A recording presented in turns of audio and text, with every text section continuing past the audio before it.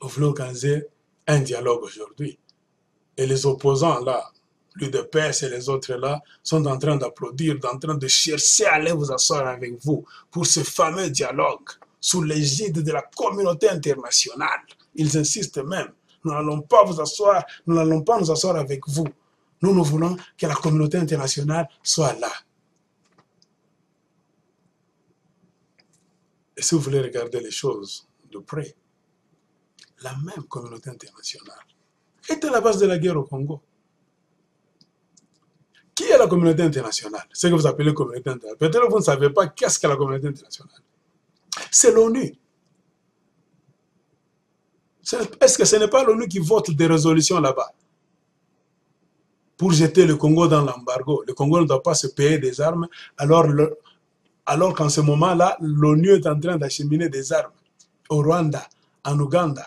On a de grandes puissances là-bas qui sont en train de former les militaires rwandais, les Ougandais là-bas. Mais on tape le Congo sur la tête. Embargo, les armes ne doivent pas entrer au Congo. Quand les ennemis attaquent le Congo, les militaires congolais n'ont pas d'armes, n'ont pas de nourriture, n'ont pas de tenue, tout ça. Ce n'est pas la communauté internationale qui fait ça, c'est la communauté internationale qui le fait. Et on voit des politiciens congolais aujourd'hui, nous voulons seulement parler quand la communauté internationale sera là. Quand est-ce que vous allez vous réveiller, politicailleurs congolais? La communauté internationale, c'est elle qui vous a affaibli, qui est en train de vous lier les pieds et les mains, qui est en train de vous exploiter et de vous faire exploiter par les voisins. Au lieu de créer un mouvement pour se libérer de l'emprise de cette communauté internationale là-bas, c'est-à-dire de chercher à dialoguer avec le peuple congolais. Le peuple, pas le seigneur de guerre là, vous vous enfermez, non. Donc, faites entrer le peuple dans le mouvement. Et vous allez voir que la communauté internationale va reculer.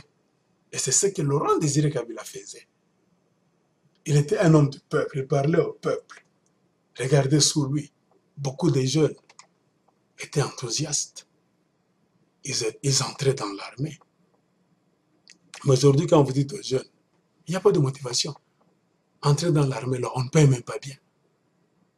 Même quand on ne paye pas bien, mais il n'y a plus de motivation. Pourquoi? Parce que les dirigeants sont à la solde des étrangers. Tout est clair. Les Congolais ne peuvent pas, la jeunesse, ne peuvent pas accepter d'aller mourir. Vous les piégez là-bas, une guerre là, qu'ils ne gagneront jamais. Vous allez les piéger, on va les tuer là-bas comme des mouches, des sauterelles. Et vous allez continuer la guerre indéfiniment comme votre moyen de rester au pouvoir. Je disais que vous êtes en train d'appeler la communauté internationale. Quand on viole vos femmes, on viole nos mamans, nos sœurs, est-ce que la communauté internationale ne le sait pas? Elle le sait. Mais qu'est-ce qu'elle a déjà fait? Rien. Quand on décapite les gens à la machette là-bas, à la houe, dans l'est du Congo, qu'est-ce que la communauté internationale fait? Absolument rien. Les agents de l'ONU là-bas, les casques bleus, ne sont-ils pas au nombre de 17 000? Qu'est-ce qu'ils font? Absolument rien. Et regardez, en République centrafricaine, on a violé une petite fille. On a tué un papa, je ne sais pas, avec son fils. Est-ce que Ban Ki-moon n'a pas poussé le chef de mission de l'ONU en République centrafricaine à la démission? Pour une fille qu'on a violée, un papa et son fils qu'on a tués. Et s'il y a eu des cas de viol, il ne dépasse même pas 20, 10. Ban Ki-moon s'est levé de sa chaise. Il a frappé de la main sur la table. Et le Sénégalais, qui était chef de la mission de l'ONU en République centrafricaine, a été poussé par Ban Ki-moon lui-même à la démission. Mais au Congo, on a violé combien de femmes? On a tué, décapité combien de personnes? On a volé combien de richesses? Est-ce que Ban Ki-moon bouge le petit doigt? Vous ne savez pas pourquoi et vous êtes encore en train de pleurer que la communauté internationale vienne. Nous allons parler en présence de la communauté internationale. Vous êtes en train de passer le temps. Vous ne savez pas maintenant qui est votre ennemi. Et vous vous autoproclamez politicien. C'est la politique. Conseil gratuit, c'est la politique, car vous ne savez pas ce que vous êtes en train de faire. La même communauté internationale, je vais vous faire rire. J'ai un ami zimbabwéen, ici aux États-Unis. Il étudiait à l'université de Bridgeport, dans l'État de Connecticut. Un ami à moi. On se parle de tout et de rien. Il s'est retrouvé là en train de faire un cours, de prendre un cours qu'on appelle en anglais Peace and Conflict Resolution, c'est-à-dire la paix et la résolution des conflits. Un Zimbabwéen à qui un grand professeur américain donnait cours. Pendant une discussion là-bas dans l'amphithéâtre,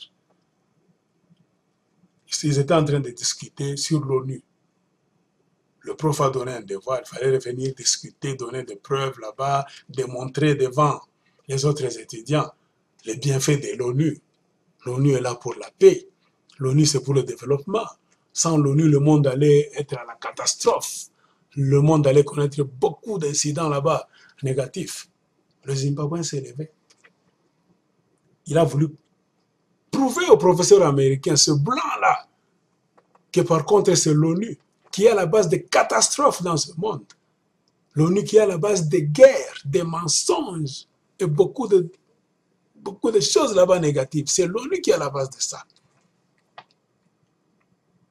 Il a donné l'exemple du Congo.